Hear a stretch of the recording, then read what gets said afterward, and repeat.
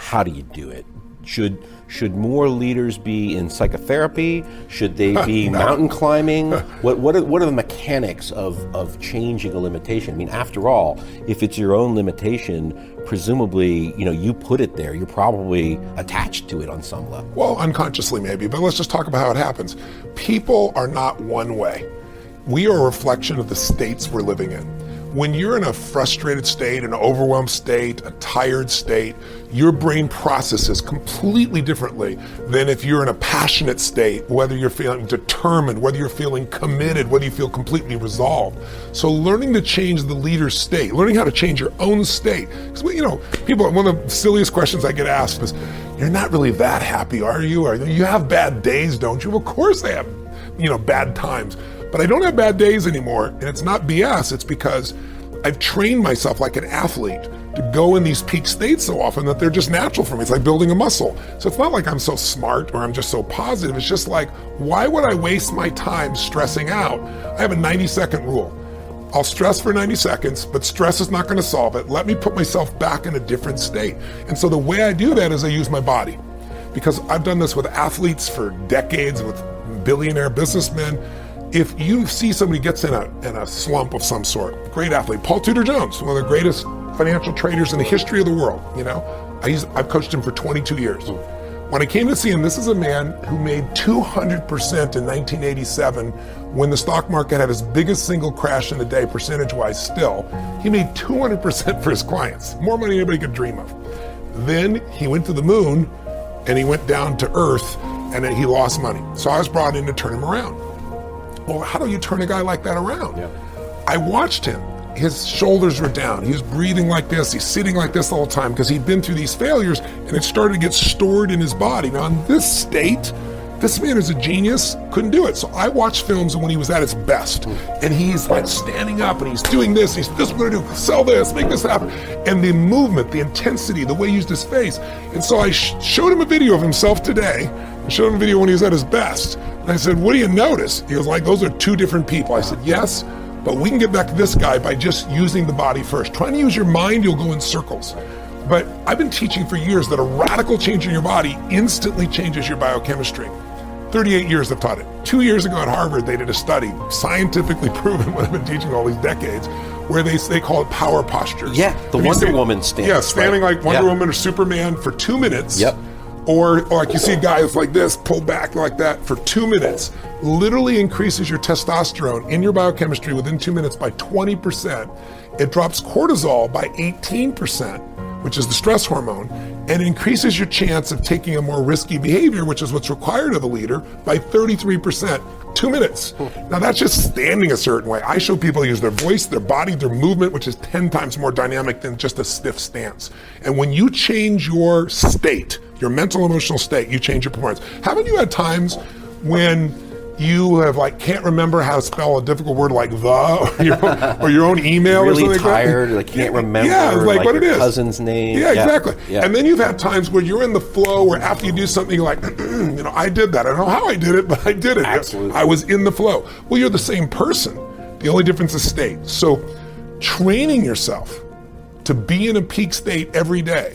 I mean, you think about like a great businessman. Think of a great entertainer like Elton John has been around in rock and roll for what, 40, how many years is it? 40 years? 70s, yeah. Yeah, I mean, it's mind-boggling. And most people still like some sample of his music. Well, he's got to have days when he gets up to entertain, when he thinks, if you make me sing that Daniel song one more time, I'm going postal, right? But he never does. Every single time he's in that same beautiful state. That's not because he's naturally like that. He's trained himself to do that. Like a great athlete trains himself. That's what leaders have to do. The state of the union, the state of the company is the culture. And the culture starts at the head. Whoever that leader is, their state impacts everybody else. So training yourself to be in that peak state is the key to it all. I think ferocity of spirit is critical for everybody, but we all have it. It's like a muscle. Do we all have it? Yeah, we do. Courage unused, though, becomes weaker. Determination unused gets smaller. Passion unexpressed gets smaller. It's like any muscle, the more you use it. And he's been using it for years.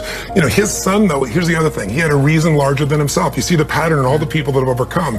He wanted to do for his son. At the time, he told me about his worried about all his employees, and he really cares about his people. But here's the secret, though. You have to make that shift where it's no longer an excuse. If you give yourself an excuse, humans will take it. If you're going to take the island, you burn the boats. And he burned the boats and said, I'm going to find the answer. First, he shifted his psychology, came to my business mastery program, and then he got the skills. Because like I said earlier, it's not just confidence. You got to have skill, and he had both, and he found the way. Show them what you did. Yeah, after that particular business mastery program, again, as Tony says, 80% of it is psychology, and then 20% of it is mechanics or the strategies. Yeah. But unless you get the psychology down, the mechanics don't matter. And I can tell you from that day in November of 2008 where I made that decision that I was not going to fail, and I kissed my lady and said, I'm going back to work. And we went out there and I learned how to export. And when there was no market for steel in the United States, I was able to export to several different companies or several different countries. And we took off from there. We continued to grow. And it was just, again, it's about a mindset. It's about having a level of pride. For me, it was coming from where I come from. The Melio name didn't mean a whole heck of a lot. And I was determined to change that because it's something of what I call generational influence. I'm not doing this for me. I'm doing this for my son. The other thing you should do if you're not very industrious is discipline yourself. And so what do you do with that? Eat 3 times a day at regular meal times. That's a good thing to practice because that starts to put some stability into your life. Get up at the same time.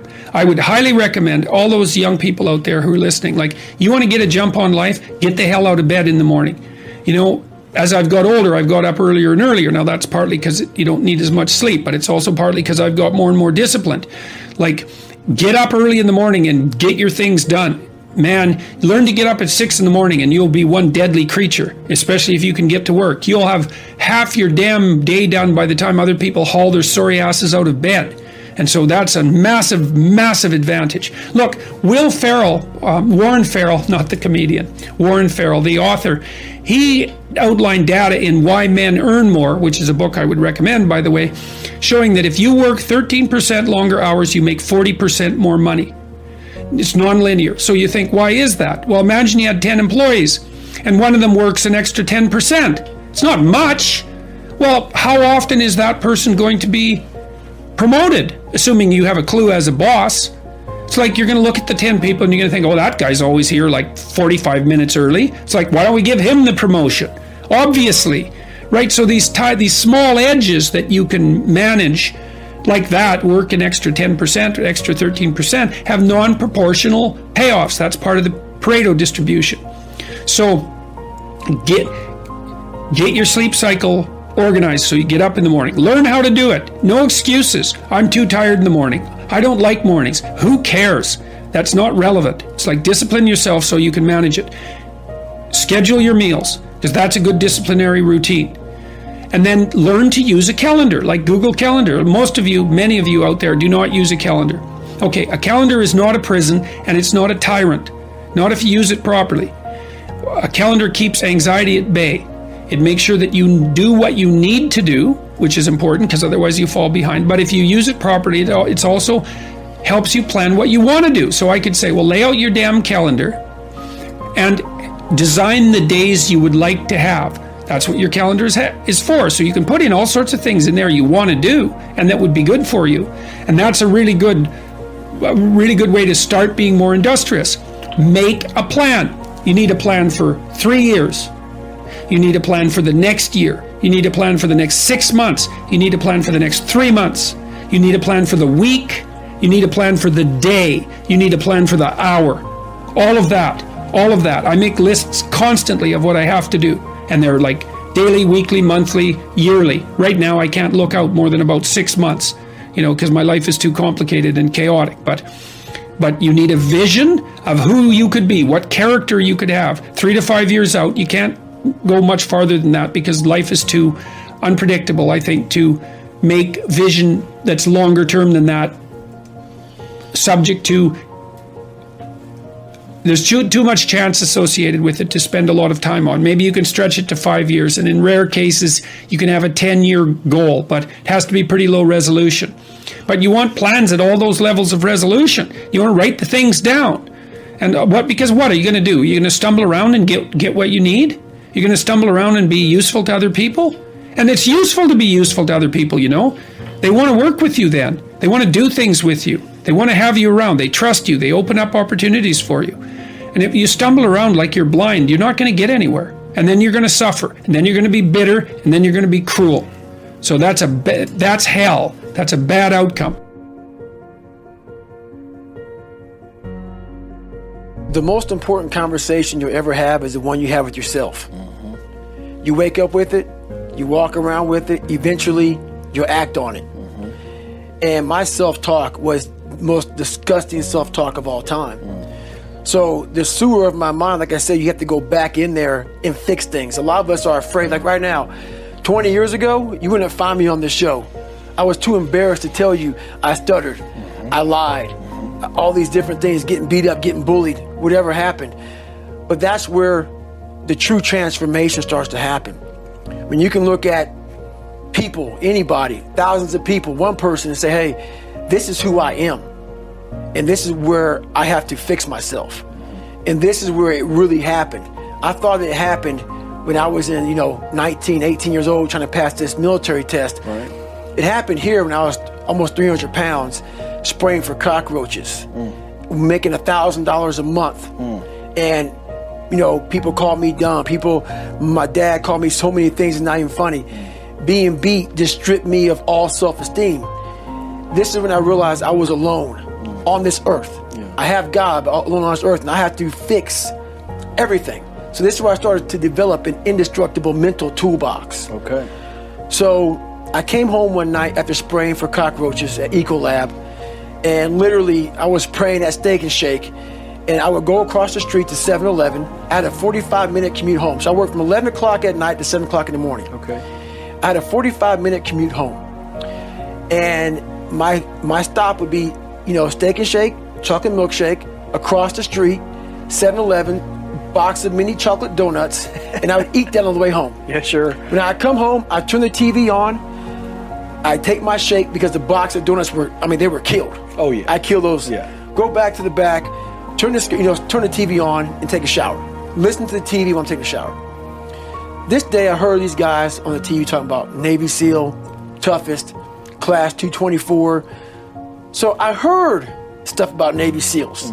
These are the baddest of the baddest. Yeah. So I come out, and I'm watching this show while I'm drinking my shake. And when you're watching a show of guys who are putting out there, and they're quitting left and right. Oh, sure. Just can't handle it. They're going through Hell Week. They show them going through first phase, second phase, third phase, and they're dropping like flies.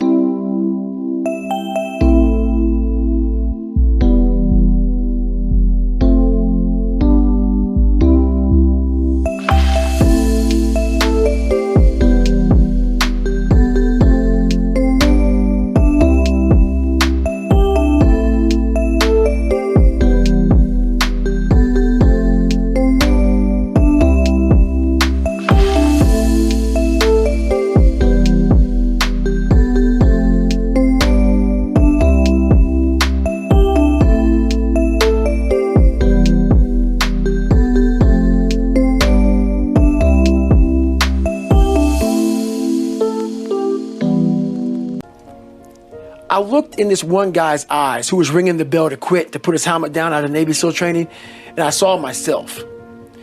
And I saw what everybody said I was going to be, which was nothing. What I said I was going to be, that conversation you have, that's who I was. So that's why I lied to people to tell them a different version of the truth. Sure. I had to make all those lies reality. I had to make them real. I had to become a real person. So that's when I put in my mind that I'm going to go to the toughest military training on the planet. And where it has the most water, the thing I was scared of the most, I had to go back. So a lot of us run away from our fears. Sure. And we box ourselves in to a lifestyle of this is all we can do. Right. Because I'm afraid of everything outside this box. Yeah. So I'm comfortable inside this box. I jumped the box. Oh, you did, yeah. For the first time in my life, mentally, I jumped the box and said, hey, I got to come out here and play. Lesson 1, you get an additional 30 minutes of sleep a night. Take it as a challenge. Try to find that space, quiet your mind, and get your 30 minutes of sleep. And you'll see it makes a really, really big difference. My sleep habits were horrendous, to say the least. I mean, I've always had a hard time sleeping. You know, I couldn't figure out how to shut my brain off. So what made the light bulb come on is that I went out there and played a game, and I played like crap. And I was like, why am I playing like crap? Because I've been practicing these same moves over and over and over. But yet, I couldn't execute them properly. I was feeling sluggish, I was feeling lethargic, and I knew it wasn't because of my training, because I had trained obsessively. So then I started looking at other things. And that's when I came to the realization that, hey, Kobe, you're not 21 years old anymore, buddy. Like, maybe the fact that you're sleeping 2-3 hours a night, maybe that has something to do with the fact that you're playing like crap. And that's when I started really evaluating those things. And I'd say lesson 2 would be just 5 minutes of quiet time. 5 minutes for you to be mindful and to just sit and find that inner voice and just kind of listen to the self. And preferably it would be in the morning as you start your day. I meditate every day.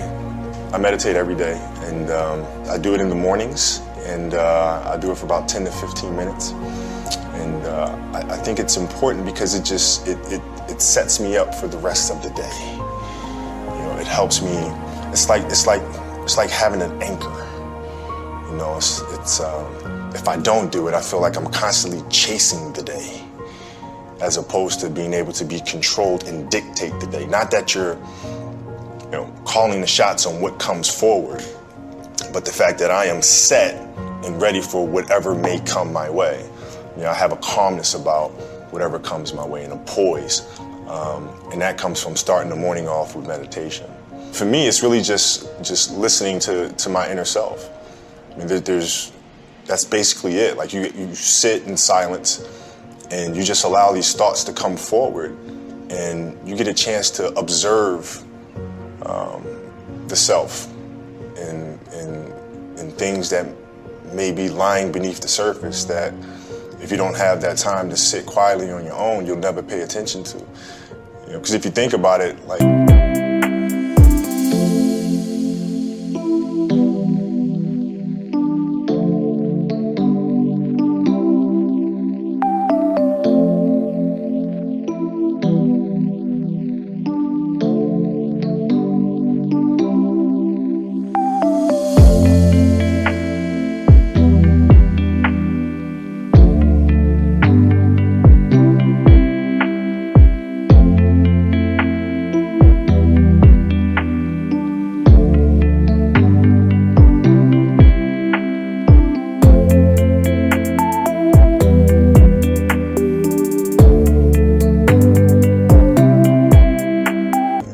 reality is we're paying attention to so many things that are going on around us. We're constantly taking selfies, we're constantly taking pictures to post on Instagram and all these other things, and we're constantly observing everything that's around us, but we don't take the time to really observe what's going on inside of ourselves. And that's what meditation is for me. In 2000, we had a new head coach that came to the Los Angeles Lakers by the name of Phil Jackson. And Phil was just coming off of winning 6 championships with the Bulls. And he was really big on mindfulness and really big on meditation. And it wasn't an option for us. So we'd sit in our film room and he'd turn the lights out and we would meditate as a group. And he'd teach us mindfulness. And it really connected with me because he was teaching mindfulness through something that I was extremely passionate about, which was the game of basketball. So it was told through the lens of, this is going to help you here. And so I had this curiosity about it. And that was my introduction to meditation. And then seeing the poise that we played with, the fact that we can be in a hostile environment with fans yelling and screaming and, you know, pressure situations, and it having no effect on us because we were never too high, never too low. We were just in the moment and felt very secure in who we were. And that was my introduction to meditation. I had a great experience, which really I learned a lot about meditation through this experience. I was on a jet ski, and And I took the jet ski out in the ocean, and I just kind of sat. And I just let the current just take me wherever it was going to take me. And I really saw a lot of meditation through that moment, because I wasn't trying to control the moment. I wasn't trying to force myself upon the waves and dictate where I was going to go. I just let the waves take me there. And there was a lot of peacefulness involved in that.